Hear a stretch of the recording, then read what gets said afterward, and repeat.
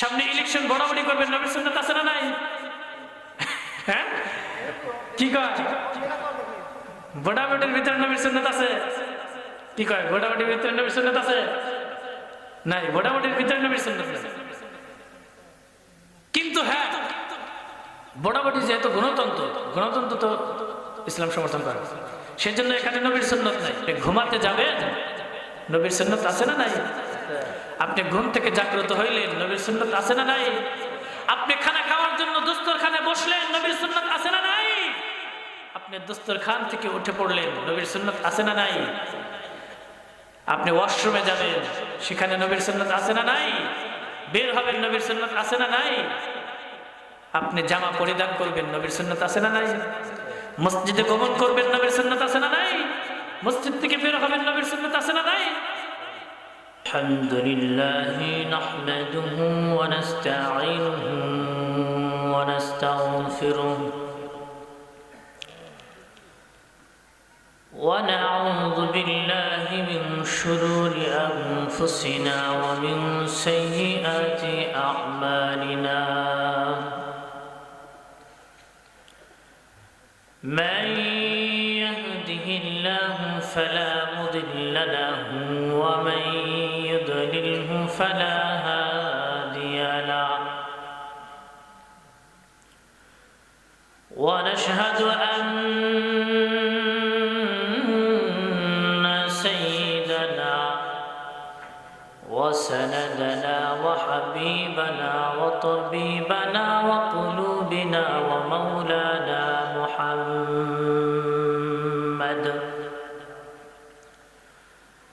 ومولانا محمدا عبده ورسوله الذي أرسله الله تعالى بالحق بشيرا ونذيرا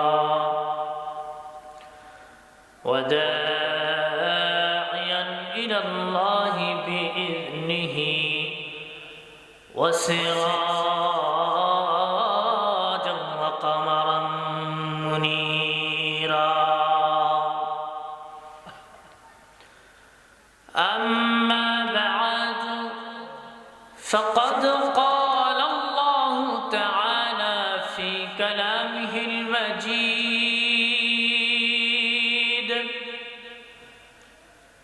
وفي فرقانه الحميد. فأعوذ بالله من الشيطان الرجيم. بسم الله الرحمن الرحيم.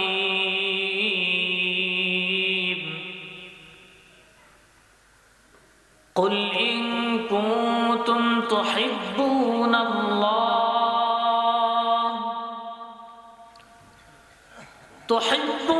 الله فاتبعوني يحببكم الله ويغفر لكم ذنوبكم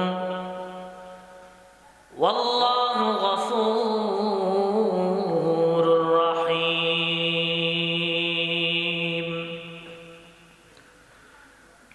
وقال رسول الله صلى الله عليه وسلم: من أحب سنتي فقد أحبني ومن أحبني كان معي في الجنة أو كما قال عليه الصلاة والسلام. آمنت بالله صدق الله مولانا العظيم وصدق رسوله النبي الكريم ونحن على ذلك من الشاهدين والشاكرين والحمد لله رب العالمين. بلغ العلا بكماله كشف الدجى بجماله حسنت جميع خصاله صلوا عليه وآله لا إله لا إله جري لا إله لا إله আসমান সুন্দর জমিন সুন্দর আসমান সুন্দর জমিন সুন্দর আরো সুন্দর গাছপালা তাহার চাইতেও অধিক সুন্দর তাহার চাইতেও অধিক সুন্দর আমার নবী মুস্তাফা লা ইলাহা জয় লা ইলাহা এই লা ইলাহা লা ইলাহা লা ইলাহা আসিয়া খেলে প্রেমের খেলা ফেরাউন দিল তারে কতই জ্বালা আসিয়া খেলে প্রেমের খেলা ফেরাউন দিল তারে কতই জ্বালা সকল যাতনা সহ্য করিল সকল যাতনা সহ্য করিল তবু সারে না ইল্লাল্লাহ লা ইলাহা লা ইলাহা সবাই লা ইলাহা হেই লা ইলাহা হাসবি রব্বি জাল্লাল্লাহ মা ফি কলবি গায়রুল্লাহ হাসবি রব্বি জাল্লাল্লাহ মা ফি কলবি গায়রুল্লাহ নূর মুহাম্মদ সাল্লাল্লাহু লা ইলাহা ইল্লাল্লাহ লা ইলাহা ইল্লাল্লাহ জয় লা ইলাহা ইল্লাল্লাহ লা ইলাহা ইল্লাল্লাহ লা ইলাহা ইল্লাল্লাহু মুহাম্মাদুর রাসূলুল্লাহ সাল্লাল্লাহু আলাইহি ওয়াসাল্লাম। মুহতারাম উপস্থিতি, আজকের এই অধিবেশনের সম্মানিত শ্রদ্ধাভাজন সভাপতি হযরত মাওলানা ইসমাইল হোসেন সাহেব, অত্র এলাকার জামিয়া মসজিদের পেশ ইমাম ও খতিব, আজকের এই মাহফিলে আমার পূর্বে আলোচনা করেছেন হযরতুল আল্লাহ হযরত মাওলানা মুহাম্মদ মুস্তাফা কামাল সাহেব দামাত বারকাতুহুল আলিয়া। তিনি অত্যন্ত সুন্দর কথা বলেছেন। আল্লাহ পাক রব্বুল আলামিন তার হায়াতে ইলমে আমলে বারাকা দান করুন। সকলেই পড়ি আল্লাহুম্মা আমিন। সকলে আমিন বললেন না? হুজুরের সাথে আপনাদের কারো বাজা গজা আছে নাকি? কি বলেন? হুজুরের উপরে আপনার মনাক্ষুণ্ণ? তাহলে সকলে বলেন আমিন। মুহতারাম উপস্থিতি, আজকের এই মহতীয় মজলিসে উপস্থিত রয়েছেন জাতির মাথার মুকুট হযরত ওরাসাতুল আম্বিয়া, এবং আমার সামনে উপবিষ্ট রয়েছে অনেক দূর দূরান্ত থেকে ছুটে আসা, গ্রাম পাড়া মহল্লা থেকে আগত দিন প্রিয়, ইসলাম প্রিয়, আল্লাহ পাকের আশিকিন, জাকিরিন, শাকিরিন, মুহিব্বিন, মুরব্বিয়ানে আযম এবং আমার কলিজার স্পন্দন যুবক ভাইরা, কচি কাঁচা মাসুম বাচ্চা এবং পর্দার অন্তর আড়ালে অবস্থান করতেছেন আমার শ্রদ্ধেয়া সম্মানিতা মা ও বোনেরা, সকলের প্রতি আমার আন্তরিক সালাম। আসসালামু আলাইকুম ওয়া রাহমাতুল্লাহ।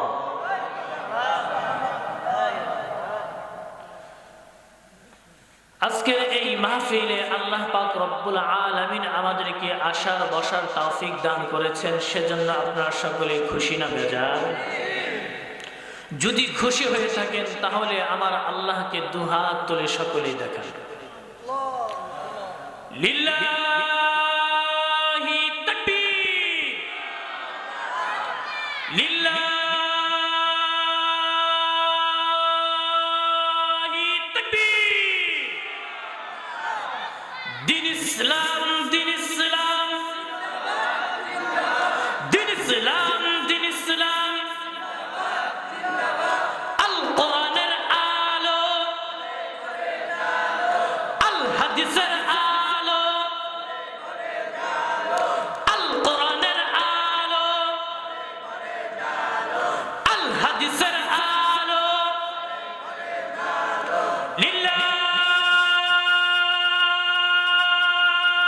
লিল্লাহি তাকবীর, লিল্লাহি তাকবীর। হাত নামান সকল। কষ্ট হইল আপনাদের? কষ্ট দিয়ে ফেললাম? কি বলেন, ঘুম ছাড়ছে না? শরীরের ভিতরে একটা ভাব চলে আসছে না? হ্যাঁ, ভাব থাকতে হবে, কারণ আমি কথা বলবো আপনারা ঘুমায় ঘুমায় শুনবেন, এটা হয়। কি বলেন? আমি বলার জন্য আসছি, আপনারা শোনার জন্য আসছেন। কি বলেন? শুধু শুনেই খেলত নাকি আমলও করা লাগবে? আমলও করতে হবে, তাহলে শোনার মতো শুনতে হবে। কি বলেন? শোনার মতো শুনতে হবে। মুহতারাম উপস্থিতি, আমি আপনাদের খেদমতে বসে পবিত্র কুরআনুল কারীম থেকে একখানা আয়াতে কারিমা তেলাওয়াত করেছি। রাসূল কারীম সাল্লাল্লাহু আলাইহি ওয়াসাল্লামের অসংখ্য অগণিত হাদিসে মুবারাকা থেকে একটি হাদিসের টুকরা তেলাওয়াত করেছি। আল্লাহ পাক রব্বুল আলামিন যদি শামিলে হাল হন, আপনাদের দোয়া যদি আমার সাথে থাকে, তাহলে উক্ত হাদিস এবং আয়াতের উপরে অল্প কিছু সময় কথা বলার চেষ্টা চালাবো ইনশাআল্লাহ। আপনারা সকলে শেষ পর্যন্ত থাকবেন না ভাগবেন? কে কে ভাগবেন দুহাত তুলে দেখান। আল্লাহু আকবার, আল্লাহ কবুল করুন। বুঝতে পারে নাই, কিন্তু মনের যে তামান্না, ইচ্ছা, আশা, আকাঙ্ক্ষা, সেটা ঠিক আছে। কি বলেন? আল্লাহ তাআলা আজকের যেই মাহফিলে যারা এসেছেন তাদের সকলকেই শেষ পর্যন্ত বসে আখেরি মোনাজাত করে বিদায় হওয়ার তৌফিক দান করুন। সকলেই বলি আল্লাহুম্মা আমিন। আর এখনো যারা আশেপাশে থেকে আসে নাই, তাদের ব্যাপারে কি বলবেন? ও আচ্ছা আচ্ছা আচ্ছা আচ্ছা, আসবে। তাহলে আমরা মাহফিলে কথা শোনার পাগল নই, মাহফিলের শেষে যেই তবারক দেবে সেই তবারকের পাগল। কি বলেন? এরকম কিছু লোক সমাজের ভিতরে আছে না নাই? মাহফিল শুনবে, আসবে না আসবে না, খবর রাখবে কখন তবারক দেয়। তবারক দেওয়ার সময় যখন আমিন ধরার সাথে সাথে দেখবেন চতুর সাইড দিয়ে ভেঙ্গে চলে আসতেছে।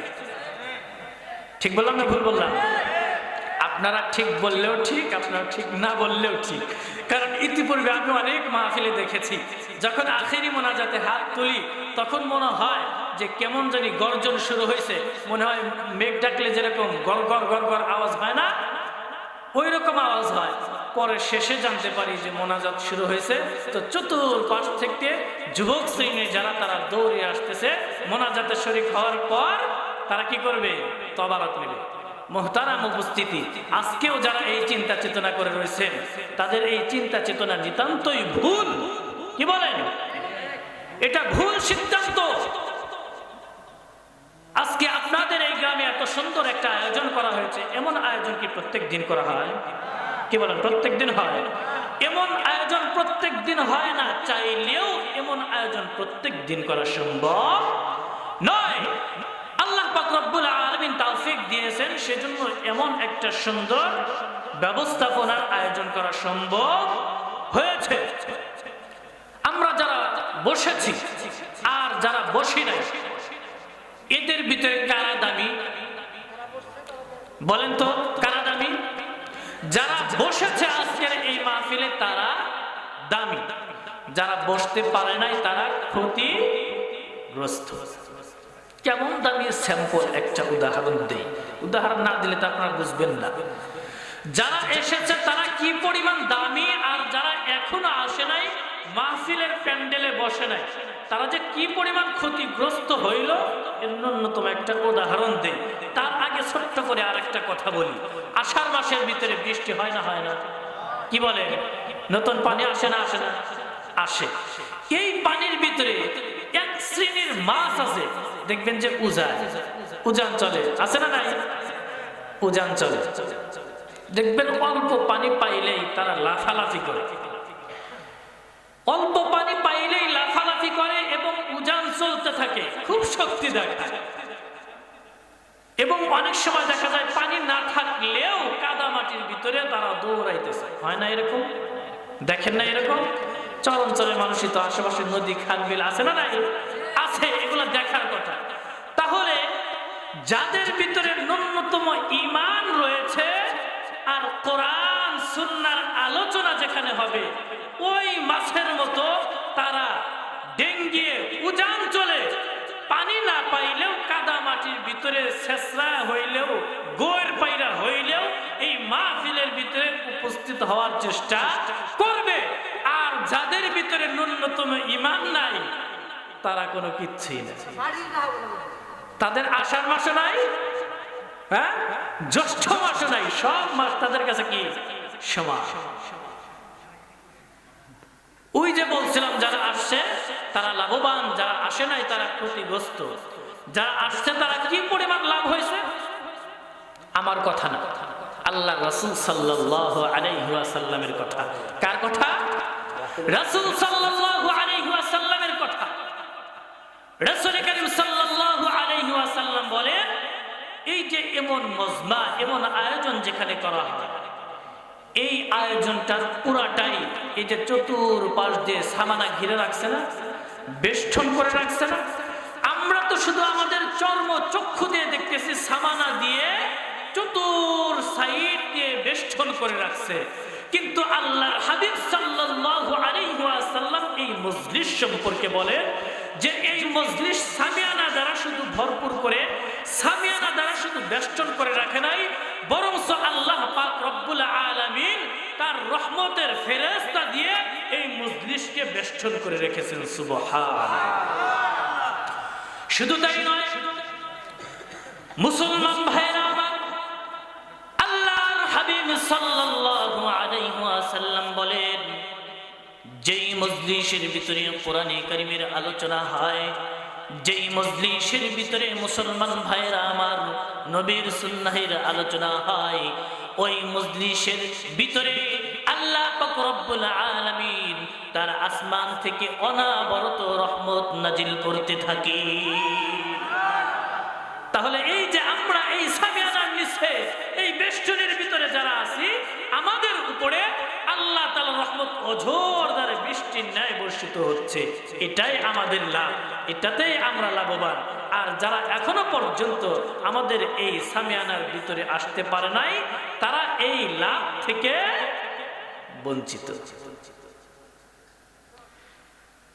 এমনকি আল্লাহর হাবিব সাল্লাল্লাহু আলাইহি ওয়াসাল্লাম এই মজলিসের ভিতরে যারা উপস্থিত হয়েছেন, তাদের ব্যাপারে আরেকটা ঘোষণা দিয়েছেন, এই মজলিস থেকে আখিরি মুনাজাত করে যারা বিদায় নেবে, আল্লাহ পাক রব্বুল আলামিন তাদের জীবনের জিন্দেগির পেছনের সমস্ত সগীরা গুনাহগুলো মাফ করে দেবে। তাহলে আমরা এসে অনেকটাই ঠকে গেছি, কি বলেন?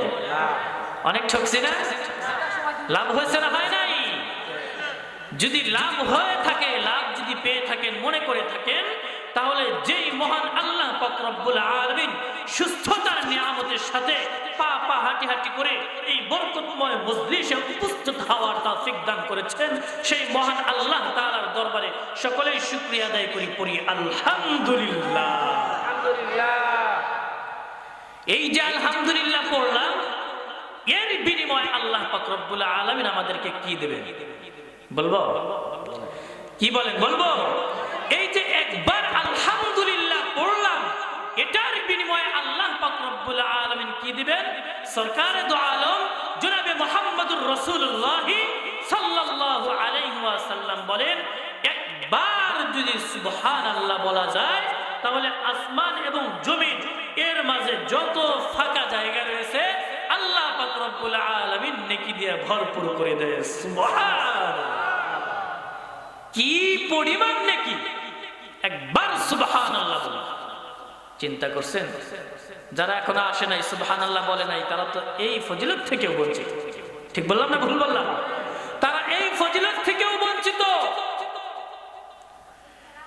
এবং এর আরেকটা ফজিলত আল্লাহ রাসূল সাল্লাল্লাহু আলাইহি ওয়াসাল্লাম বর্ণনা করেন যে একবার সুবহানাল্লাহ যদি কোনো বান্দা, কোনো বান্দি আল্লাহর সন্তুষ্টির জন্য বলে, একবার সুবহানাল্লাহ বলার কারণে বেহেশতের ভিতরে একটা গাছ জন্মাবে, বেহেশতের ভিতরে একটা গাছ, ফলের গাছ জন্মাবে। আল্লাহর হাবিব সাল্লাল্লাহু আলাইহি ওয়াসাল্লাম এই গাছের পরিধি, এই গাছের সীমারেখা কতটুকু, এটাও বর্ণনা করেছেন। কিতাবের ভিতরে আসছে, হাদিসের কিতাবের ভিতরে আসছে, আল্লাহর হাবিব সাল্লাল্লাহু আলাইহি ওয়াসাল্লাম বলেন, একবার সুবহানাল্লাহ বললে বেহেশতের ভিতরে একটা গাছ জন্মায়। আল্লাহ পাক রব্বুল আলামিন বেহেশতে একটা গাছ, ফলের গাছ লাগায় দেন। আর এই গাছের পরিধি এত লম্বা, এত দীর্ঘ হবে যে একটা তেজি ঘোড়া যদি 500 বছর দৌড়ায়, তারপরেও দৌড়ায় এই গাছের ছায়াটা শেষ করতে পারবে না। সুবহানাল্লাহ, সুবহানাল্লাহ। তাহলে এই যে সুবহানাল্লাহ বলার পিছনে কি পরিমাণ ফায়দা আল্লাহ পাক রব্বুল আলামিন রাখছেন। আবার পড়ি সুবহানাল্লাহ। মুহতারাম উপস্থিতি, এরকম যদি আলোচনা বিভিন্ন দিকে টানতে থাকি, রাত শেষ হয়ে যাবে, আলোচনা তো শেষ হবে না। কারণ আল্লাহ পাক রব্বুল আলামিন যত নিয়ামত রাজি দান করেছেন, নিয়ামতের যেই শুকরিয়া, নিয়ামতের যেই ইগুলা রাখছেন আল্লাহ পাক, ধারাগুলা রাখছেন, এক একটা ধারা নিয়ে যদি আলোচনা করতে যাই, দিনকে দিন চলে যাবে, রাতকে রাত চলে যাবে, মাসকে মাস চলে যাবে, বছরকে বছর চলে যাবে। কিন্তু আল্লাহ পাক যত নিয়ামত রাজি দান করেছেন, এই নিয়ামতের শুকরিয়া আদায় করা শেষ হবে না, শেষ হবে না। আলোচনা ওই দিকে যাব না। আমি বলতেছিলাম, যে আয়াতে কারিমা তেলাওয়াত করেছি এবং যে হাদিস পড়েছি, এই আয়াত এবং হাদিসকে সামনে রেখে আপনাদের সম্মুখে কিছু কথা বলবো। প্রাসঙ্গিক এই আয়াত এবং হাদিস বুঝাতে গিয়ে যদি কিছু ওয়াকিয়া ঘটনার প্রয়োজন হয়, তাহলে সেটা টানার চেষ্টা করব। কিন্তু আমার মূল মাকসাদ, মূল ফোকাস হলো এই আয়াতে কারিমা এবং এই হাদিসের টুকরা। মুহতারাম উপস্থিতি, আমি আপনাদের খিদমতে যে আয়াতে কারিমা তেলাওয়াত করেছি, আল্লাহ পাক রব্বুল আলামিন বলেন, কুল, হে নবী আপনি বলেন, ইন কুনতুম তুহিব্বুনাল্লাহ, যদি তোমরা আল্লাহ তাআলার ভালোবাসা পেতে চাও। হে নবী আপনি দুনিয়াবাসীকে, আপনার উম্মতদেরকে বলেন, হে আমার উম্মতেরা, হে দুনিয়াবাসীরা, হে মুসলমানেরা, হে ইমানদারেরা, হে নর, হে নারী, সকলকে উদ্দেশ্য করে আল্লাহর হাবিব সাল্লাল্লাহু আলাইহি ওয়াসাল্লাম বলতেছেন যে তোমরা যদি আল্লাহর ভালোবাসা পেতে চাও, ফাত্তাবিউনি, নবী বলতেছেন ফাত্তাবিউনি, আমি নবীকে অনুসরণ করো, আমি নবীর ইত্তেবা করো। তোমরা যদি আল্লাহর ভালোবাসা পেতে চাও, তাহলে আমি নবী, আমাকে অনুসরণ করো। ইউহিব্বুকুমুল্লাহ, তাহলে তোমরা আল্লাহর ভালোবাসা পেয়ে যাবে। উপস্থিত হয়েছি, বলেন তো আল্লাহ তাআলার ভালোবাসার প্রয়োজন আছে না নাই? কার কার প্রয়োজন নাই? সকলের প্রয়োজন আছে। সকলের প্রয়োজন আছে। তো আল্লাহর ভালোবাসা সকলেরই প্রয়োজন রয়েছে। আল্লাহর ভালোবাসা ছাড়া কেউ বাঁচতে পারে না, কেউ কেউ কেউ সম্ভব নয়। আল্লাহর ভালোবাসার বিনিময়ে আমরা বেঁচে আছি। আল্লাহর ভালোবাসার বিনিময়ে শ্বাস প্রশ্বাস নিতে পারতেছি। আল্লাহর ভালোবাসার বিনিময়ে খানা খাইতে পারতেছি।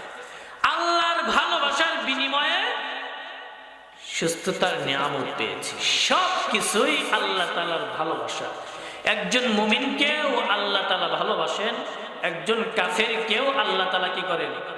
ভালোবাসেন। আল্লাহ তাআলার যত মাখলুক রয়েছে সমস্ত মাখলুককেই আল্লাহ ভালোবাসেন। কি করেন? আল্লাহ ভালোবাসেন। তাহলে এই আল্লাহ তাআলার ভালোবাসা আমরা সকলেই পেতে চাই তো? কি বলেন, চাই তো? সকলেই সকলেই পেতে চাই। আল্লাহর ভালোবাসা যদি পেতে চাই, রাসূল বলে আমাকে আগে ভালোবাসতে হবে, আমার অনুসরণ করতে হবে। তাহলে আল্লাহ তাআলাকে ভালোবাসতে চাইলে শর্ত হইল রাসূলকে আগে ভালোবাসতে হবে। রাসূলের অনুসরণ অনুকরণ আগে করতে হবে। রাসূল করিম সাল্লাল্লাহু আলাইহি ওয়াসাল্লামের যে সুন্নাত, যে হাদিসের টুকরা তেলাওয়াত করেছে, রাসূল করিম সাল্লাল্লাহু আলাইহি ওয়াসাল্লাম বলেন, মান আহাব্বা সুন্নতি, যে আমার সুন্নতকে মহব্বত করে, ফাকাদ আহাব্বানি, সে আমাকে মহব্বত করে। যে আমার সুন্নতকে মহব্বত করে সে আমাকে মহব্বত করে। ওমান আহাব্বানি কানা মাই ফিল জান্নাহ, আর যে আমাকে মহব্বত করলো সে আমার সাথে জান্নাতে থাকবে। সুবহানাল্লাহ। তাহলে আমরা আল্লাহর ভালোবাসা পেতে চাই তো, আমরা জান্নাতে যেতে চাই তো, আমরা যদি আল্লাহর ভালোবাসা পেতে চাই এবং জান্নাতে যাইতে চাই, বিনিময়ে রাসূল সাল্লাল্লাহু আলাইহি ওয়াসাল্লামকে কি করতে হবে? ভালোবাসতে হবে। মুহতারাম উপস্থিতি, আমি আপনাদেরকে এখানে এটার উপরেই ফোকাস করতে চাই, এটার উপরেই কথা বলতে চাই যে আল্লাহর ভালোবাসা পাইতে চাইলে, জান্নাতে যাইতে চাইলে আল্লাহর হাবিব সাল্লাল্লাহু আলাইহি ওয়াসাল্লামকে ভালোবাসতে হবে। আল্লাহর হাবিব সাল্লাল্লাহু আলাইহি ওয়াসাল্লামকে কিভাবে ভালোবাসবেন? কেমনে ভালোবাসবেন? আপনিও বলতে পারেন আল্লাহর হাবিব সাল্লাল্লাহু আলাইহি ওয়াসাল্লামকে আমি ভালোবাসি, আমিও বলতে পারি আমি ভালোবাসি। যে কেউ এসে ভালোবাসার দাবিদার হতে পারে। কি বলে? যে কেউ এসে বলতে পারে আমি ভালোবাসি, বললেই হয়? কি বলেন? এর প্রমাণ লাগবে না? প্রমাণ লাগবে কিনা? অবশ্যই প্রমাণ লাগবে। কেউ যদি বলে যে আমি রাসূল সাল্লাল্লাহু আলাইহি ওয়াসাল্লামকে ভালোবাসি, মহব্বত করি, তাহলে দেখতে হবে তার দৈনন্দিন জীবনে রাসূল করিম সাল্লাল্লাহু আলাইহি ওয়াসাল্লামের সুন্নাত আছে কিনা। দেখতে হবে তার দৈনন্দিন জীবনে রাসূল সাল্লাল্লাহু আলাইহি ওয়াসাল্লামের সুন্নাত আছে কিনা, সে রাসূলের সুন্নাত মানে কিনা। কেউ যদি রাসূলের সুন্নাত মানে, তাহলে সে জবানে বলুক আর না বলুক, সে অবশ্যই রাসূল সাল্লাল্লাহু আলাইহি ওয়াসাল্লামকে মহব্বত করে, ভালোবাসে। আর কেউ যদি মুখে এই কথা বলতে বলতে বলতে বলতে মুখে ফেনা চলে আসে যে আমি রাসূলকে মহব্বত করি, ভালোবাসি, কিন্তু তার দৈনন্দিন জীবনে, তার প্র্যাকটিক্যাল জীবনে যদি রাসূলের সুন্নাত না থাকে, তাহলে কঠিন কালেও ওই ব্যক্তির কথা সত্য নয়। তাহলে আমার কথা হলো, আমি রাসূল সাল্লাল্লাহু আলাইহি ওয়াসাল্লামকে কিভাবে ভালোবাসি? আপনি রাসূল সাল্লাল্লাহু আলাইহি ওয়াসাল্লামকে কিভাবে ভালোবাসি? মুহতারাম উপস্থিতি, আপনি রাসূল সাল্লাল্লাহু আলাইহি ওয়াসাল্লামকে ওইভাবে ভালোবাসবো যেইভাবে সাহাবায়ে কেরাম রাদিয়াল্লাহু তাআলা আন রাসূল সাল্লাল্লাহু আলাইহি ওয়াসাল্লামকে ভালোবেসেছে। যেভাবে রাসূল করিম সাল্লাল্লাহু আলাইহি ওয়াসাল্লামকে প্রত্যেকটা সাহাবা আজমাইন, প্রত্যেকটা তার সাহাবী, তার সাহাবা নারী এবং পুরুষ উভয়ে যেভাবে ভালোবেসেছেন এইভাবে আমাদেরকে ভালোবাসতে হবে। মুহতারাম উপস্থিতি, রাসূল করিম সাল্লাল্লাহু আলাইহি ওয়াসাল্লামকে সাহাবায়ে কেরাম রাদিয়াল্লাহু তাআলা আনহু কিভাবে ভালোবাসেন, সাহাবায়ে কেরাম রাদিয়াল্লাহু তাআলা আনহু কিভাবে রাসূল করিম সাল্লাল্লাহু আলাইহি ওয়াসাল্লামকে ভালোবাসেন, ছোট্ট একটা উদাহরণ দিলে আপনারা আমার কথাগুলি ভালো করে বুঝবেন। রাসূল করিম সাল্লাল্লাহু আলাইহি ওয়াসাল্লামের জীবদ্দশায় তার সব থেকে কাছের বন্ধু ছিলেন, বন্ধুরা আমার, হযরতে আবু বকর সিদ্দিক রাদিয়াল্লাহু তাআলা আনহু। সব থেকে কাছের মানুষ যিনি ছিলেন তিনি হলেন আবু বকর সিদ্দিক রাদিয়াল্লাহু আনহু। নবী সাল্লাল্লাহু আলাইহি ওয়াসাল্লামকে দান করলেন। নবী নবুয়ত পাওয়ার পর মাঠে ময়দানের ভিতরে বের হয়ে গেলেন। যত মুসলিম সম্প্রদায় রয়েছে, যত মুশরিকরা রয়েছে, যত কাফেররা রয়েছে, তাদের কাছে আল্লাহর হাবিব সাল্লাল্লাহু আলাইহি ওয়াসাল্লাম চলে গেলেন এবং এক আল্লাহর দাওয়াত তাদের কাছে পৌঁছায়া দিলেন। আল্লাহর হাবিব সাল্লাল্লাহু আলাইহি ওয়াসাল্লাম মক্কার দারে দারে, মক্কার প্রান্তে প্রান্তে ইসলামের দাওয়াত নিয়ে চলতেছেন। কিন্তু মক্কার কোন কাফের মুশরিক বেঈমানেরা আল্লাহর নবীর এই কথার সাক্ষ্য দেয় না এবং কি এই কথার উপরে তারা ঈমান আনে না। তারা কেউ আল্লাহর হাবিব সাল্লাল্লাহু আলাইহি ওয়াসাল্লামের এই কথার স্বীকৃতি দেয় না, এই কথা কেউ মেনে নেয় না যে তিনি হলেন শেষ নবী, তিনি আল্লাহ প্রদত্ত নবী। আল্লাহ পাক রব্বুল আলামিন তাকে পাঠিয়েছেন এবং তাকে নবুয়ত দিয়েছেন, এক আল্লাহ ব্যতীত আর কেউ কোনো মাবুদ নাই। এই কথার সাক্ষী লা ইলাহা ইল্লাল্লাহু মুহাম্মাদুর রাসূলুল্লাহ। এই কথার সাক্ষ্য আল্লাহর হাবিব সাল্লাল্লাহু আলাইহি ওয়াসাল্লামের সাথে আর কেউ দেয় না। সারা মক্কার জমিন ঘুরে ফিরে আল্লাহর হাবিব সাল্লাল্লাহু আলাইহি ওয়াসাল্লাম, বন্ধুরা আমার, চলে গেলেন তায়েফের ময়দানে। তায়েফের ময়দানে আল্লাহর হাবিব সাল্লাল্লাহু আলাইহি ওয়াসাল্লাম চলে গেলেন। যাওয়ার পর যখন এক আল্লাহর ঘোষণা দিলেন, তার নবীর পরিচয় যখন তিনি তুলে ধরলেন, তায়েফবাসীরা আল্লাহর হাবিব সাল্লাল্লাহু আলাইহি ওয়াসাল্লামের এই দাওয়াত গ্রহণ করলো না তো করলোই না, বরঞ্চ আল্লাহর হাবিব সাল্লাল্লাহু আলাইহি ওয়াসাল্লামকে পাগল বলে আখ্যায়িত করলেন। তারা আমার নবীকে পাগল বললেন এবং তায়েফের ময়দানে যে সমস্ত যুবকরা ছিল তাদেরকে আল্লাহর নবীর পিছনে লালা দিলেন। ওই যুবকরা আল্লাহর নবীর গায়ের উপরে ছোট ছোট পাথর নিক্ষেপ করতেছিলেন। পাথর নিক্ষেপ করতে করতে আল্লাহর হাবিব সাল্লাল্লাহু আলাইহি ওয়াসাল্লামের শরীর মুবারক রক্তাক্ত করে ফেলল। এমন রক্ত আল্লাহর হাবিব সাল্লাল্লাহু আলাইহি ওয়াসাল্লামের শরীর থেকে ঝরতে লাগলো, এমন রক্ত তার শরীর থেকে ঝরতে লাগলো। বন্ধুরা আমার, তার শরীর মুবারক থেকে রক্ত ঝরতে ঝরতে ঝরতে ঝরতে পায়ের নিচে একেবারে জুতার উপরে জমাট বেঁধে গেল এবং কি পায়ের সাথে জুতার সাথে রক্তের কালেকশন হওয়ার কারণে এমন ভাবে লেগে গেল যে পা থেকে জুতাটা স্বাভাবিকভাবে সরানো যায় না, টেনে টেনে টেনে টেনে সরানো লাগলো। বন্ধুরা আমার, আল্লাহর হাবিব সাল্লাল্লাহু আলাইহি ওয়াসাল্লামের শরীর তো ছিল এত কোমল, এত সুন্দর, তার চেহারা চাঁদের মতো সুন্দর। আল্লাহর হাবিবের চেহারা কি পরিমাণ সুন্দর ছিল, লাবণ্যময় চেহারা ছিল। বন্ধুরা আমার, আল্লাহর হাবিবের চেহারা মুবারক এত এত সুন্দর ছিল, একজন সাহাবী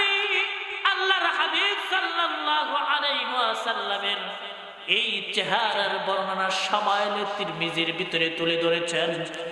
ওই সাহাবী বলতেছে, আল্লাহর হাবিব সাল্লাল্লাহু আলাইহি ওয়াসাল্লাম একদিন রাত্রবেলায় ঘরের বাহিরে বের হয়েছে, আর আকাশে চাঁদ উঠেছে। আমি একবার রাসূলের চেহারা মুবারকের দিকে তাকাই, আর একবার ওই আসমানের চাঁদের দিকে তাকাই। কেমন জানি মনে হয় আসমানের ওই চাঁদের থেকে এই জমিনের ভিতরে মুহাম্মদ সাল্লাল্লাহু আলাইহি ওয়াসাল্লামের চেহারা সুন্দর। এত এত সুন্দর আমার নবীর চেহারা ছিল। হযরতে মা আয়েশা সিদ্দিকা রাদিয়াল্লাহু তাআলা আনহাকে কিছু মহিলারা এসে জিজ্ঞেস করলো, ইয়া রাসূলুল্লাহ, হে আয়েশা সিদ্দিকা, হে আয়েশা সিদ্দিকা, আমাদের রাসূল সাল্লাল্লাহু আলাইহি ওয়াসাল্লামের চেহারা সম্পর্কে আমাদেরকে একটু শোনাও। তার চেহারা কেমন, তার চেহারার সৌন্দর্য আমাদেরকে একটু শোনায়া দাও, আমরা শুনি। যখন ওই মহিলারা মা আয়েশা সিদ্দিকা রাদিয়াল্লাহু তাআলা আনহার নিকটে এসেছে, এই কথা বলছে, তখন মা আয়েশা সিদ্দিকা রাদিয়াল্লাহু তাআলা আনহা বলতেছেন, হে মক্কার নারীরা, তোমরা শুনে নাও, তোমরা শুনে নাও, যেই সমস্ত নারীরা ইউসুফ আলাইহিস সালাতু ওয়াস সালামের সৌন্দর্য দেখার পর তাদের হাতগুলি কেটেছিল, তাদের হাতগুলি যেই সমস্ত নারীরা কেটেছিল, তারা যদি আমার নবীকে তারা যদি দেখতো, তারা হাত কাটতে কাটতে কাটতে কাটতে তারা তাদের কলিজা পর্যন্ত কেটে ফেলতো, এরপরেও তারা টের পাইতো না। তাহলে কি পরিমাণ সুন্দর ছিল আমার নবীর চেহারা। বলতেছিলাম বন্ধুরা আমার, এত সুন্দর চেহারার ভিতরে ওই তায়েববাসীর ছেলেরা, তায়েববাসীর যুবকেরা আক্রমণ করলো, আক্রমণ করে এত রক্তাক্ত করে দিল। জুতার সাথে তার তালু, পায়ের তালু মুবারক এমন ভাবে লেগে গেল বন্ধুরা আমার, টেনে তারপরে খসানো লাগলো, এমন ভাবে তার পায়ের নালাগুলা ফেটে গিয়েছে। কিতাবের ভিতরে আসছে আল্লাহর হাবিব সাল্লাল্লাহু আলাইহি ওয়াসাল্লামের পায়ের নালার উপরে রক্ত বেঁধে এমন নীল বর্ণ আকার ধারণ করেছে, এমন অবস্থা হয়ে গেছে, যার কারণে আল্লাহর হাবিব সাল্লাল্লাহু আলাইহি ওয়াসাল্লাম সামনের দিকে আর অগ্রসর হইতে পারতেছেন না। তিনি তার পায়ের উপরে ভর করে সামনে চলতে পারতেছেন না, তিনি তার পায়ের উপরে ভর করে সামনে আগাইতে পারতেছে না। আল্লাহর হাবিব সাল্লাল্লাহু আলাইহি ওয়াসাল্লামের গোলাম যায়েদ ইবনে হারিসা রাদিয়াল্লাহু তাআলা আন এমন তো অবস্থায় তার কাছে এসে আল্লাহর হাবিব সাল্লাল্লাহু আলাইহি ওয়াসাল্লামকে তার কাঁধে তুলে নিলেন। যায়েদ ইবনে হারিসা রাদিয়াল্লাহু তাআলা আন রাসূল সাল্লাল্লাহু আলাইহি ওয়াসাল্লামকে কাঁধে তুলে নিয়ে দৌড় দিলেন কোন একটা আশ্রয়ের সন্ধানে, যে এইভাবে যদি কাফেররা আমার রাসূলকে আক্রমণ করতে থাকে তাহলে তার রাসূল সাল্লাল্লাহু আলাইহি ওয়াসাল্লাম জমিনের ভিতরে শহীদ হয়ে যাবে। যখন গোলাম তাকে নিয়ে কোন এক আশ্রয়ের সন্ধানে ছুটছে, দৌড়াইতে দৌড়াইতে দৌড়াইতে দৌড়াইতে সামনে একটা বাগান পড়লো, বাগানের ভিতরে রাসূলকে নিয়ে বন্ধুরা আমার ঢুকে পড়েছে। বাগানের ভিতরে যাওয়ার পর রাসূলকে হেলান দিয়ে শুয়ে কোন রকম রাসূলের বিভিন্ন জায়গা থেকে যে রক্ত মোবারক গুলা রয়েছে ওগুলা আস্তে আস্তে আস্তে আস্তে সাফ করতেছে। এমন তো অবস্থায় গোলামের যে মালিক তিনি তার ওই গোলাম রাসূল সাল্লাল্লাহু আলাইহি ওয়াসাল্লামকে যখন এমন ভাবে মালিশ করতেছে বন্ধুরা আমার, ওই যে বাগানের মালিক বাগানের ভিতরে দৌড়াদৌড়ি পারতেছে, ঘুরতেছে, বাগানের ভিতরে টহল দিতেছে, বাগানের ভিতরে কেউ আসে কিনা, বাগানের ফলগুলা কেউ চুরি করে কিনা, বাগানের ভিতরে গাছগুলা কেউ নষ্ট করে কিনা। বাগানের মালিক যখন বাগানের ভিতর দিয়ে ঘোরাঘুরি করতেছে বন্ধুরা আমার, হঠাৎ করে ঘুরতে ঘুরতে ঘুরতে ঘুরতে রাসূলের ওই চেহারার উপরে তার নজর পড়েছে। রাসূলের ওই চেহারার উপর তার নজর পড়া মাত্রই রাসূলকে সে চিনে ফেলছে। মালিশ করে দিতেছে, রাসূলকে যখন বসায় রাখছে, বন্ধুরা আমার ওই গাছের মালিক যখন দেখতে পারছে গাছের মালিক হলো উতবা। উতবা রাসূল সাল্লাল্লাহু আলাইহি ওয়াসাল্লামের বড় একজন দুশমন ছিল, কিন্তু উতবা কিন্তু রাসূল সাল্লাল্লাহু আলাইহি ওয়াসাল্লামের আত্মীয় ছিল, আবার দুশমনও ছিল। উতবা যখন দূর থেকে রাসূলের এই দুর্দশা দেখেছে, দেখার সাথে সাথে রাসূলের দুশমন হওয়ার পরেও উতবার চোখের কোণায় পানি চলে আসছে। বন্ধুরা আমার, উতবা তার জবান দিয়ে শব্দ বের করেছে, বলতেছে হায় হায় হায় হায় কাফেররা, মুহাম্মাদের অবস্থা তারা কি করেছে, মুহাম্মাদের অবস্থা এত খারাপ করেছে, তার চেহারা থেকে রক্ত পড়তেছে। উতবা চিন্তা করতেছে মুহাম্মদ সাল্লাল্লাহু আলাইহি ওয়াসাল্লামের কাছে আমি যাই, আবার চিন্তা করতেছে না না আমি যাব না, আমি তো তার দুশমন। উতবা তার গোলামকে ডাকছে, তার গোলামের নাম হলো আকদাস। আকদাস নামের গোলামকে উতবা ডেকেছে, এদিকে আসো এদিকে আসো এদিকে আসো। উতবা তার গোলামকে ডেকে একটা আঙ্গুরের সুফা তার হাতে তুলে দিয়েছে, তুলে দিয়ে বলতেছে যাও যাও, ওই যে আমার বাগানের ভিতরে মুহাম্মাদের অবস্থা করুণ দেখা যায়, আমি তার শত্রু হই, তারপরেও তার অবস্থা দেখে আমার অন্তরের ভিতরে মায়া জেগেছে, আমি হয়তোবা আঙ্গুরের সোফা নিয়ে গেলে সে গ্রহণ নাও করতে পারে, যাও তুমি এই আঙ্গুরের সোফা নিয়ে মুহাম্মদ সাল্লাল্লাহু আলাইহি ওয়াসাল্লামকে হাদিয়া দিয়ে দাও। যখন আকদাস গোলাম আঙ্গুরের ওই সোফা নিয়ে রাসূল সাল্লাল্লাহু আলাইহি ওয়াসাল্লামের কাছে বন্ধুরা আমার চলে গেলেন, রাসূল সাল্লাল্লাহু আলাইহি ওয়াসাল্লাম তাকে দেখে জড়সড় হয়ে বসলেন এবং তাকে বললেন তোমার নাম কি? বলল আমার নাম আকদাস। তোমার বাড়ি কোথায়? বলল নিনেওয়া শহরে আমার বাড়ি। আল্লাহর হাবিব সাল্লাল্লাহু আলাইহি ওয়াসাল্লামের অবস্থা কিন্তু করুন। এমন অবস্থাতেও তিনি তাকে পেয়ে বসে তার নাম জিজ্ঞেস করতেছে, তার বাড়ি কোথায় এটা জিজ্ঞেস করতেছে, তার পরিচয় নেওয়ার চেষ্টা করতেছে। কিতাবের ভিতরে আসছে বন্ধুরা আমার, আল্লাহর হাবিব সাল্লাল্লাহু আলাইহি ওয়াসাল্লামের অবস্থা যতই করুণ হোক, এরপরেও তিনি উম্মতের কথা কোন সময়ের জন্য ভুলতেন না, কোন সময়ের জন্যই তিনি উম্মতের কথা বলতেন না, যত কষ্টই হোক। তায়েফবাসীরা এত কষ্ট দিল, এত কষ্ট দিল, এত কষ্ট দিল, বারংবার জমিনের ভিতরে তিনি পড়ে গেলেন।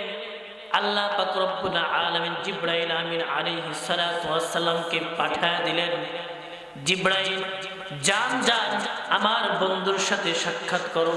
হে জিবরাইল যাও আমার বন্ধুর সাথে সাক্ষাৎ করো, আমার বন্ধু কি চায় শোনো। আমার বন্ধু যদি বলে তায়েফবাসীকে পাহাড়, দুই পাহাড়ের তলদেশে চাপা দিয়ে মেরে ফেলতে, আমি সেটাই দিব, তুমি অনুমতি নিয়ে আসো। এমন তো অবস্থায় জিবরাইল যখন জিজ্ঞেস করলেন ইয়া রাসূলুল্লাহ, ইয়া হাবিবাল্লাহ, আপনি কি চান তায়েফবাসীকে আমরা তায়েফবাসীকে দুই পাহাড়ের মাঝখানে ফেলে চাপ দিয়ে একেবারে নিষ্কৃত করে দেই? আল্লাহর হাবিব সাল্লাল্লাহু আলাইহি ওয়াসাল্লাম ওই সময়েও কিন্তু বলছিলেন বন্ধুরা আমার, না না, তায়েফবাসী আমাকে বোঝে নাই, আমাকে চেনে নাই, আমাকে যদি চিনতো বুঝতো তাহলে তারা এমনটা করতো না, তাদেরকে মারবা না।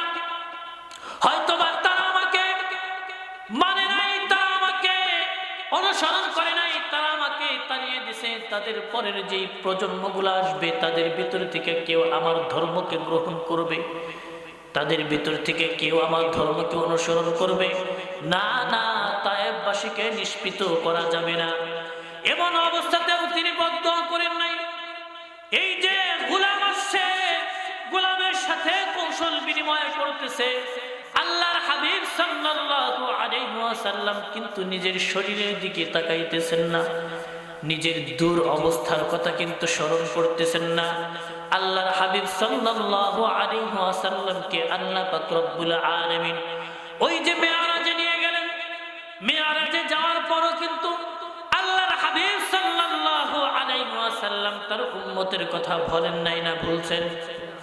মেরাজে যাওয়ার পরও তার উম্মতের কথা আল্লাহর হাবিব সাল্লাল্লাহু আলাইহি ওয়াসাল্লাম মুহূর্তের জন্য ভুলে নাই। বন্ধুরা আমার, মেরাজে যখন আল্লাহর হাবিব সাল্লাল্লাহু আলাইহি ওয়াসাল্লাম চলে গেলেন, মেরাজে যাওয়ার পর আল্লাহর হাবিব সাল্লাল্লাহু আলাইহি ওয়াসাল্লাম আরশে আযমে যখন পৌঁছবেন, আরশে আযমে যাওয়ার আগ মুহূর্ত পর্যন্ত রফরফ নামক যে সিংহাসনে আল্লাহর হাবিব সাল্লাল্লাহু আলাইহি ওয়াসাল্লাম চড়েছিলেন এবং ভ্রমণ করতেছিলেন, এমন তো অবস্থায় আল্লাহর হাবিব সাল্লাল্লাহু আলাইহি ওয়াসাল্লাম এমন একজন ভয়ঙ্কর আকৃতির ফেরেশতা দেখতে পাইলেন, যা দেখে আল্লাহর হাবিব ভয় পেয়ে গেলেন এবং তাকে সালাম করলেন। সালামের উত্তরটা ঠিকঠাক দিলেন না। সালামের উত্তরটাও তিনি নিজ দিকে কোনো রকম মাথা না দিয়ে শুধুমাত্র সালামের উত্তরটা দিয়ে দিল। এর কিছুক্ষণ পর তিনি মাথা উঠাইলেন, দেখলেন আল্লাহর হাবিব তখন সুন্দর করে কথাবার্তা বলে সালাম কালাম বিনিময় করল। আল্লাহর হাবিবের তখন সুস্থি ফিরে এলো, তখন তার থেকে ভয়টা কেটে গেল। ভয়টা কেটে যাওয়ার পর জিজ্ঞেস করতেছে, ভাই আপনার হাতে যেই খাতা রয়েছে, আপনার এই খাতার ভিতরে কাদের লিস্টি, কিসের লিস্টি, কিসের খাতা? আল্লাহর হাবিব সাল্লাল্লাহু আলাইহি ওয়াসাল্লাম এই প্রশ্ন যখন করলেন, তিনি বললেন এটা হলো প্রত্যেকটা মানুষের হায়াতের খাতা, অর্থাৎ প্রত্যেকটা মানুষের পুরো বায়োডাটা এই খাতার ভিতরে রয়েছে। আর ওই যে গাছ দেখা যায়, ওই গাছের ভিতরে প্রত্যেকটা মানুষের নাম ঠিকানা রয়েছে। যখন একজন মানুষের দুনিয়া থেকে হায়াত শেষ হয়ে যাবে, তখন ওই গাছের পাতাও পড়ে যাবে এবং তখন তার জানটা কবজ করে নিয়ে আসবো আমি এবং এখান থেকে তার নামের লিস্টিটা কেটে দেব। অর্থাৎ ওইখানে যিনি বসেছিলেন তিনি হলেন হযরতে আজরাইল আলাইহিস সালাতু ওয়াস সালাম। এই যে আজরাইল আলাইহিস সালাতু ওয়াস সালামের সাথে দেখা হয়ে গেল। দেখা হওয়ার পর আল্লাহর হাবিব সাল্লাল্লাহু আলাইহি ওয়াসাল্লাম জিজ্ঞেস করলেন, হে ভাই আজরাইল, তুমি যখন একজন মানুষের জান কবজ করো তখন জানটা কিভাবে কবজ করো এবং জান কবজ করার সময় কি পরিমাণ কষ্ট একজন মানুষের হয়? কি পরিমাণ কষ্ট একজন মানুষের হয়, কেমন কষ্ট হয় আমাকে একটু বলো। আল্লাহর হাবিব সাল্লাল্লাহু আলাইহি ওয়াসাল্লাম যখন এই কথাটা জিজ্ঞেস করলেন, হযরতে আজরাইল আলাইহিস সালাতু ওয়াস সালাম বললেন, ইয়া রাসূলুল্লাহ, ইয়া হাবিবাল্লাহ, কেমন কষ্ট হয় জান কবজের সময় শুনবেননি? আল্লাহর হাবিব সাল্লাল্লাহু আলাইহি ওয়াসাল্লাম বলেন, আমাকে শোনায়া দেন। তখন হযরতে আজরাইল আলাইহিস সালাতু ওয়াস সালাম বললেন, আল্লাহ পাক রব্বুল আলামিনের একজন নবী ছিল, নাম তার ইদ্রিস আলাইহিস সালাতু ওয়াস সালাম। ইদ্রিস আলাইহিস সালাতু ওয়াস সালামের নাম আপনারা শুনছেন না শোনেন নাই? ইদ্রিস আলাইহিস সালাতু ওয়াস সালাম একজন নবী ছিলেন। সেই নবীর কথা বলতেছেন।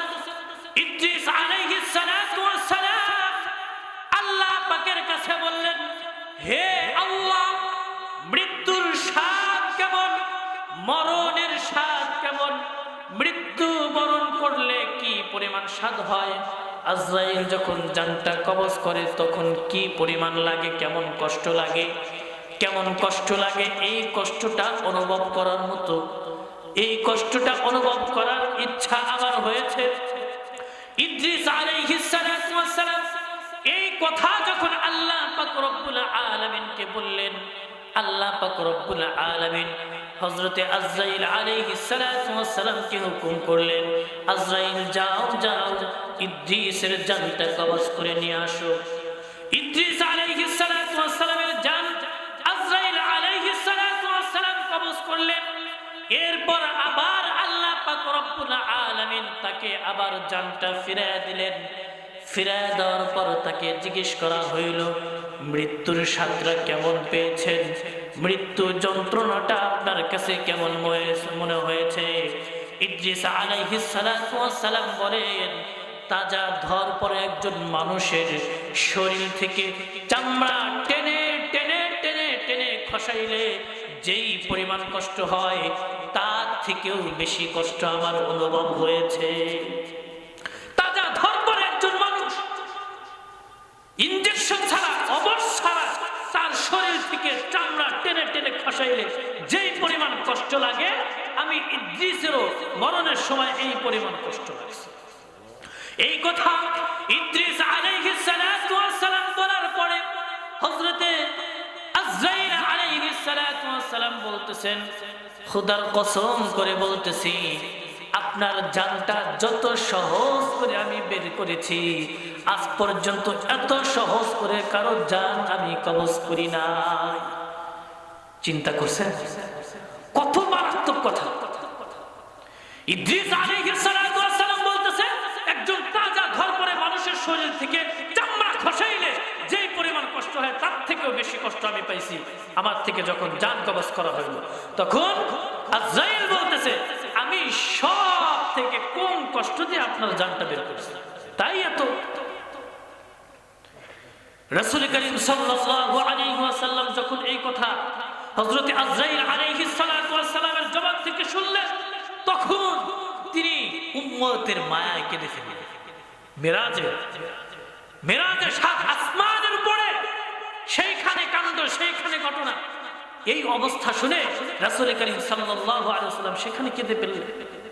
উম্মতের মায়া, হায় আমার গুনাহগার উম্মত, আমার উম্মতের কি উপায় হবে? আমার উম্মতের জান তুমি কেমনে কবজ করবে? এত কষ্ট আমার উম্মত কেমনে সইবে? কেমনে সইবে? এত কষ্ট তো আমার উম্মত সইতে পারবে না, সহ্য করতে পারবে না। তখন হযরতে আজরাইল আলাইহিস সালাতু ওয়াস সালাম রাসূল করিম সাল্লাল্লাহু আলাইহি ওয়াসাল্লামকে সান্ত্বনার বাণী একটা শোনায়া দিলেন। ইয়া রাসূলুল্লাহ, ইয়া হাবিবাল্লাহ, আপনি ঘাবড়াবেন না, আপনি চিন্তিত হবেন না। আপনার গুনাহগার উম্মতের জন্য আল্লাহ পাক রব্বুল আলামিন নিষ্কৃতির একটা পথ খুলে রেখেছেন। সুবহানাল্লাহ। এই নিষ্কৃতির পথটা কি আমাদের জানার দরকার আছে না নাই? সকলে জানবেন তো ইনশাআল্লাহ। এই নিষ্কৃতির পথ যদি আমরা জানি মরণের সময় কোন রকম টেনশন নাই, মরণের সময় কোন রকম সমস্যা হবে না, কোন রকম কষ্ট হবে না। একেবারে একজন দুগ্ধপানকারী শিশু মায়ের স্তনের দুধ খাইতে খাইতে খাইতে খাইতে যেমন ঘুমায়া যায়, বাচ্চা টের পায় না, এইভাবেও আল্লাহ পাক রব্বুল আলামিন একজন বান্দা অথবা বান্দির ভিতর থেকে জানটা কবজ করবে, সেও টের পাবে না। একটা পথ আল্লাহ রাসূল সাল্লাল্লাহু আলাইহি ওয়াসাল্লামের উম্মতের জন্য আল্লাহ পাক রব্বুল আলামিন জিবরাইল আজরাইলের মাধ্যমে নবীকে জানায়া দিয়েছে। এটা আপনাদের জানার দরকার আছে না নাই? বলবো ইনশাআল্লাহ শেষে না, শেষে বলবো। এখন বললে অনেকেই চিন্তা করবে যাক মরণের যে যন্ত্রণা, এই যন্ত্রণায় থেকে তো বাঁচলাম, তাহলে চলে যায়, আজকে আর মাহফিল শোনার প্রয়োজন নাই। অনেকে এই চিন্তা করতে পারে। এটা একেবারে শেষে বলবো ইনশাআল্লাহ। আমার যদি স্মরণে না থাকে আপনারা স্মরণ করে দিন, বলে যাবো ইনশাআল্লাহ। তাহলে বলতেছিলাম রাসূল করিম সাল্লাল্লাহু আলাইহি ওয়াসাল্লাম তায়েফের ময়দানে রক্তাক্ত অবস্থায় গুনাহগার উম্মতকে ভোলেন নাই। আবার সাত আসমান বেদ করে যখন আল্লাহ তাআলা তাকে মেরাজে নিয়ে গেলেন তখনও কিন্তু এই আমাদের কথা বলেন নাই। রাসূল করিম সাল্লাল্লাহু আলাইহি ওয়াসাল্লাম গোলাম আব্বাসের সাথে পরিচয় আদান প্রদান করতেছে, মনে আছে না নাই? গোলাম আব্বাসের সাথে পরিচয় বিনিময় করতেছে। গোলাম আব্বাসকে বলতেছে তোমার নাম কি? তিনি বলতেছে আমার নাম আব্বাস। তিনি বলতেছে রাসূল বলতেছে তোমার বাড়ি কোথায়? তিনি বলতেছে নিনেওয়া শহরে আমার বাড়ি। রাসূল সাল্লাল্লাহু আলাইহি ওয়াসাল্লাম সাথে সাথে বলে ফেললেন নিনেওয়া শহরে তো আমার এক সহোদর ভাই ছিল। নিনেওয়া শহরে তো আমার সহোদর ভাই বলতে আমরা যেটা বুঝি এটা না। রাসূল করিম সাল্লাল্লাহু আলাইহি ওয়াসাল্লাম বলছেন নিনেওয়া শহরেও তো একজন নবী ছিল, আমিও একজন নবী, তিনিও একজন নবী, অর্থাৎ তিনি আমার ভাই হযরতে নূহ আলাইহিস সালাতু ওয়াস সালাম তো নিনেওয়ার বাসিন্দা। হযরতে ইউনূস আলাইহিস সালাতু ওয়াস সালাম নিনেওয়ার বাসিন্দা। বলল তিনিও নবী, আমিও নবী, তাহলে তিনিও নবী আমিও নবী, আমরা ভাই ভাই, আমাদের ভিতরে কোনো ভেদাভেদ নাই। এই কথা যখন রাসূল সাল্লাল্লাহু আলাইহি ওয়াসাল্লাম তাকে বললেন, এই কথা বলার সাথে সাথে ওই গোলাম রাসূলের হাত চেপে ধরেছে, বলতেছে এত দূরে আমার বাড়ি, এত সুদীর্ঘ দিনের কথা আপনি আমাকে জানায়া দিলেন, অতএব আপনি অবশ্যই আল্লাহর নবী হবেন, এর ভিতরে কোনো সন্দেহ নাই। অতএব আপনার হাতে আমি হাত রাখলাম, আপনি আমাকে কালেমা পড়ে মুসলমান বানায়া দেন। গোলাম যখন কালেমা পড়ে মুসলমান হয়ে গেল, মুসলমান হওয়ার পরে রাসূলের হাত ধরে রাসূলের পায়ে চুম্বন খায়। এই অবস্থাটা দূর থেকে ওই যে উতবা তাকিয়ে তাকিয়ে দেখতেছে। উতবা বলে হায় হায়, আমি পাঠাইলাম কি জন্য, আর আমার গোলাম ওখানে গিয়ে কি একটা কন্ডকার ঘটাইলো, কি অবস্থাটা করলো এতদিন যাবত। হ্যাঁ, আমার গোলামি করে, আমি তাকে পালি, আমার হাতে কোনদিন হাত লাগায় না, আমার পায়ে চুম্বন করে না, মুহাম্মাদের ওইখানে পাঠাইলাম, সাথে সাথে মোলাকাত করতেছে, আবার পায়েও চুম্বন করতেছে। আজকে গোলাম আসুক, আজকে আসুক। গোলাম যখন মত বিনিময় করে চলে আসছে উতবার কাছে, উতবা তখন তার গোলামকে ডাকতে বলতেছে, গোলামি দিকায় দিকায় দিকায়, তোকে আমি খাওয়াই, তোকে আমি কাপড় চোপড় দেই, তোকে আমি পালি, কোনোদিন তো আমার হাতের সাথে হাত লাগাইলি না, কোনোদিন আমার পায়ে চুম্বন করলি না, অথচ মুহাম্মাদের কাছে তোকে পাঠাইলাম, যাইতে না যাইতেই তার হাতের সাথে হাতটা মিলাইলি এবং তার পায়ে চুম্বন করলি, এর কারণটা কি? গোলাম তখন ডাকতে বলে, আপনি একজন কাট্টা কাফের, আপনার সাথে থাকলে আমার ঈমান আমল সব যাবে। এমন একজন মানুষের হাতে আমি হাত রেখেছি, এমন একজন মানুষের পায়ে আমি চুম্বন করেছি, যার হাতে হাত রাখলে, যার পায়ে চুম্বন করলে সরাসরি জান্নাতের ঠিকানা মেলে। সুবহানাল্লাহ। এমন একজন মানুষের হাতে হাত রেখেছি, এমন একজন মানুষের পায়ে চুম্বন করেছি, যার হাতে হাত রাখলে, পায়ে চুম্বন করলে সরাসরি জান্নাত মিলে যায়। সুবহানাল্লাহ, সুবহানাল্লাহ। এই যে একটা অবস্থা, রাসূল সাল্লাল্লাহু আলাইহি ওয়াসাল্লাম বলতেছিলেন, রাসূল সাল্লাল্লাহু আলাইহি ওয়াসাল্লামকে কিভাবে মায়া করব, মহব্বত করব আর ভালোবাসবো, মনে আছে না নাই? বলতেছিলাম রাসূল সাল্লাল্লাহু আলাইহি ওয়াসাল্লামের চিরসাথী হযরতে আবু ওয়াক্কাস সিদ্দিক রাদিয়াল্লাহু তাআলা আনহু সব সময় চলতেন ফিরতেন। একদিন এক সময় রাসূল সাল্লাল্লাহু আলাইহি ওয়াসাল্লাম আবু বকরকে ডাকলেন, হে আবু বকর, আপনি প্রস্তুত থাকেন, আল্লাহ তাআলার পক্ষ থেকে নির্দেশনা হইলে আমরা দুজন, আমি আপনাকে নিয়ে এই মক্কার জমিন ছেড়ে মদিনার দিকে হিজরত করব। এই কথা রাসূল সাল্লাল্লাহু আলাইহি ওয়াসাল্লাম আবু বকর সিদ্দিক রাদিয়াল্লাহু তাআলা আনহুকে বললেন।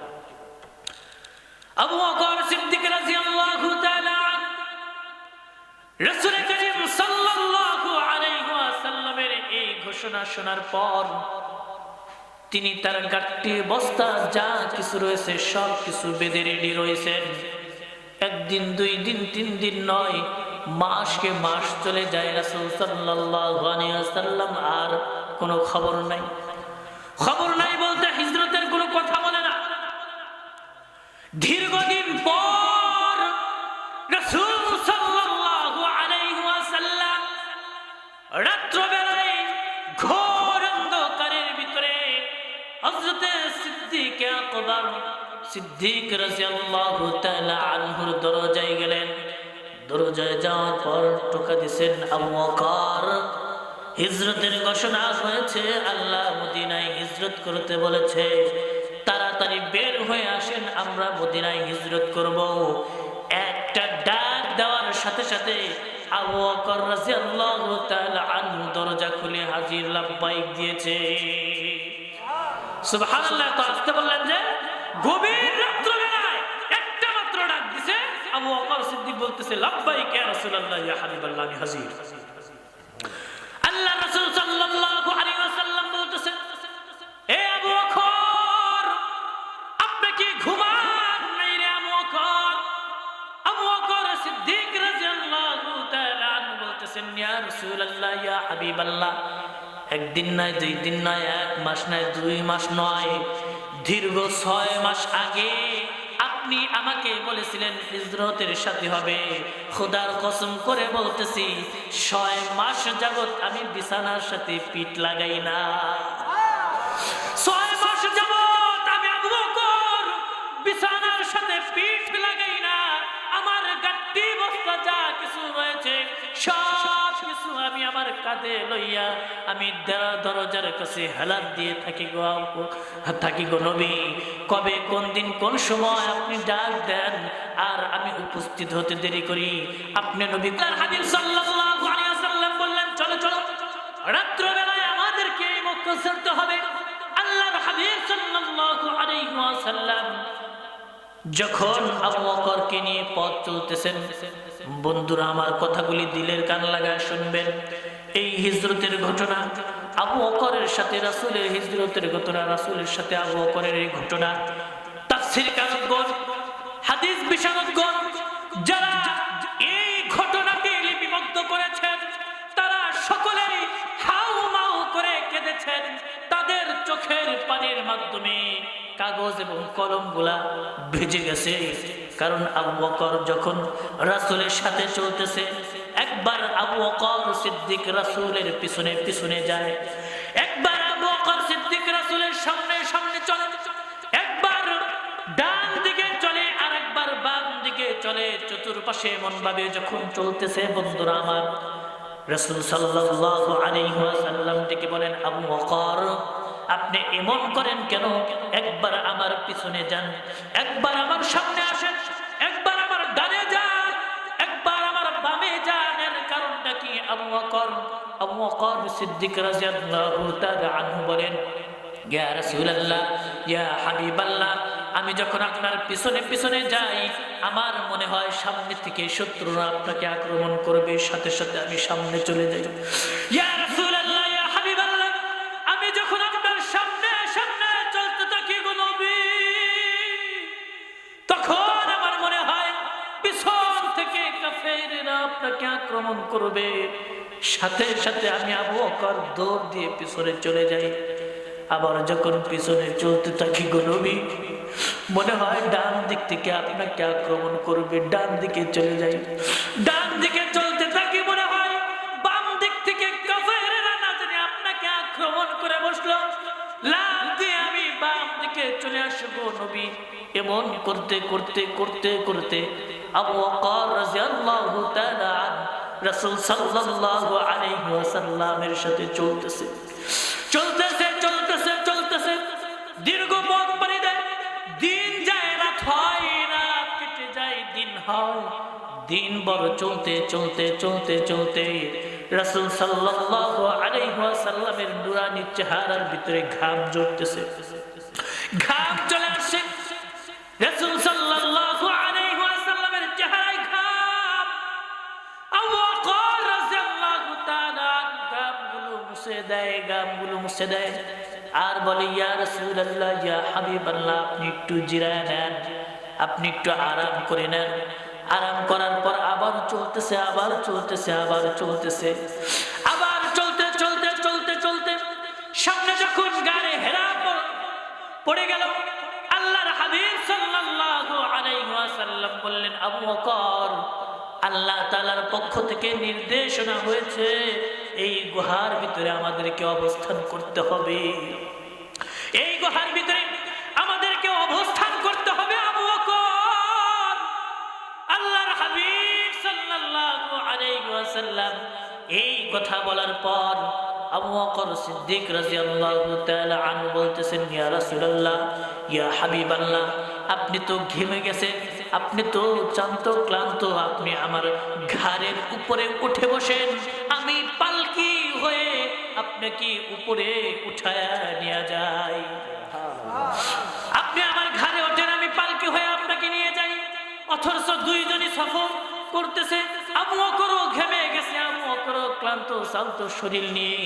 এরপরেও বলতেছে, আল্লাহর হাবিব গো, আপনি উঠতে পারবেন না, আপনি উঠবেন না, আপনি আমার কাঁধে উঠেন, আপনি আমার কাঁধে উঠেন, আমি পালকি হয়ে আপনাকে উপরে উঠায় নিয়ে যাই। আবু বকর পালকি হয়ে রাসূল সাল্লাল্লাহু আলাইহি ওয়াসাল্লামকে গারে হিরা পর্বতের গুহার নিকটে নিয়ে নামালেন। নামার পর আল্লাহর হাবিব সাল্লাল্লাহু আলাইহি ওয়াসাল্লাম যখন গর্তের ভিতরে অবস্থান করতে যাইতেছেন, আবু বকর সিদ্দিক নিষেধ করতেছেন, ইয়া রাসূলুল্লাহ, ইয়া হাবিবাল্লাহ, আপনি গর্তের ভিতরে প্রথমে প্রবেশ করবেন না। গর্তের ভিতরে সাপ বিচ্ছু পোকামাকড় থাকতে পারে। আমি আবু বকর আগে গর্তটা ভালো করে পরিদর্শন করে নেই, আগে গর্তটা সুন্দর করে পরিষ্কার পরিচ্ছন্ন করে নেই, এরপরে আপনাকে আমি এর ভিতরে ঢুকাবো। আবু বকর সিদ্দিক আগে ঢুকলেন। ঢোকার পরে দেখতেছেন ওই গুহার ভিতরে অনেকগুলি গর্ত রয়েছে, অনেকগুলি গর্ত দেখা যায়। তার মাথার ভিতরে যে পাগড়ি ছিল, পাগড়িটা ছিঁড়ে টুকরা টুকরা টুকরা টুকরা করে প্রত্যেকটা গর্তগুলি বুনজালেন আবু বকর সিদ্দিক রাদিয়াল্লাহু তাআলা। প্রত্যেকটা গর্ত তার পাগড়ি টুকরো টুকরো করে যখন বুনজালেন, প্রত্যেকটা গর্তগুলি ভরে দিলেন। একটা মাত্র গর্ত বাকি আছে, আর পাগড়ির টুকরাগুলাও শেষ হয়ে গেছে। এমন কোন টুকরা নাই, এমন কোন কাপড় বাকি নাই যে কাপড় দিয়ে ওই বাকি একটা গর্ত ঢাকতে পারে, এমন আর কোন অবশিষ্ট কাপড় নাই। আবু বকর সিদ্দিক রাদিয়াল্লাহু তাআলা তার পায়ের যেই বৃদ্ধ আঙ্গুলি ছিল, তার পায়ের যেই বড় আঙ্গুলি, এটা ওই গর্তের ভিতরে ঢুকায় দিয়া তার রানটা এইভাবে বিছায়া দিয়া রাসূল সাল্লাল্লাহু আলাইহি ওয়াসাল্লামকে ডাকতেছে, ইয়া রাসূলুল্লাহ, ইয়া হাবিবাল্লাহ, আপনি আসেন, এবার আপনার শোয়ার জন্য, বিশ্রামের জন্য উপযুক্ত হয়েছে। রাসূল সাল্লাল্লাহু আলাইহি ওয়াসাল্লাম ভিতরে চলে গেলেন, রান বিছায়া দিলেন, বলেন, রাসূল আপনি এখানে শয়ন করেন। রাসূল সাল্লাল্লাহু আলাইহি ওয়াসাল্লাম আবু বকর সিদ্দিক রাদিয়াল্লাহু তাআলা আনহুর রানের উপরে শয়ন করলেন। ক্লান্ত শ্রান্ত শরীর, এই শরীর নিয়ে শয়ন করার সাথে সাথেই রাসূল সাল্লাল্লাহু আলাইহি ওয়াসাল্লাম ঘুমিয়ে গেছেন। ঘুমানোর কিছুক্ষণ পর আবু বকর সিদ্দিক রাদিয়াল্লাহু তাআলা আনহু যেই পাটা গর্তের ভিতরে ঢুকায় দিয়েছিলেন, ওই পায়ের ভিতরে একটা আজদাহা, একটা সাপ তার পায়ের ভিতরে এমন ভাবে ধ্বংসন করতেছে। বিষধর একটা সাপ তার পায়ের ভিতরে এমন ভাবে ধ্বংসন করতেছে, যেই সাপের বিষ তার সর্ব অঙ্গের ভিতরে উঠে গেছে। বন্ধুরা আমার, তার শরীর লাল থেকে কালাচা বর্ণ হয়ে গেছে। তিনি বিষের যন্ত্রণায় কাতরাইতেছে। তার মনের অজান্তেই তার চোখের এক ফোঁটা পানি রাসূল সাল্লাল্লাহু আলাইহি ওয়াসাল্লামের গালে পড়ে গেছে। তার মনের অজান্তেই এক ফোঁটা পানি রাসূল সাল্লাল্লাহু আলাইহি ওয়াসাল্লামের গালে পড়ে গেছে। সাথে সাথে রাসূল সাল্লাল্লাহু আলাইহি ওয়াসাল্লামের ঘুম ভেঙে গেছে। ঘুম ভেঙে যাওয়ার পর দেখতেছে আবু বকর কান্না করে। রাসূল বলতেছেন, আবু বকর আপনি কি জন্য কান্না করেন, কিসে আপনাকে কান্না করাইতেছে? আবু বকর সিদ্দিক বলতেছেন, ইয়া রাসূলুল্লাহ, ইয়া হাবিবাল্লাহ, আমার এই পায়ের আঙ্গুলিটা যেই গর্তের ভিতরে ঢুকিয়ে দিয়েছি, গর্তের ভিতর থেকে মনে হয় বিষধর কোনো কিছু আমাকে কামড়াইতেছে। আল্লাহ রাসূল সাল্লাল্লাহু আলাইহি ওয়াসাল্লাম বললেন, আবু বকর তাড়াতাড়ি পাটা সরায় আনো। পাটা সরানোর সাথে সাথে একটা আজদাহা অজগর সাপ বেরিয়ে আসে। আল্লাহর হাবিব সাল্লাল্লাহু আলাইহি ওয়াসাল্লাম সাপকে লক্ষ্য করে বলতেছে, হে সাপ, তুমি কি জন্য আমার আবু বকরে এইভাবে ধ্বংসন করতেছো? আমার আবু বকরের পায়ে এইভাবে তুমি কি জন্য কামড় দিতেছো? সাপ বলতেছে, ইয়া রাসূলুল্লাহ,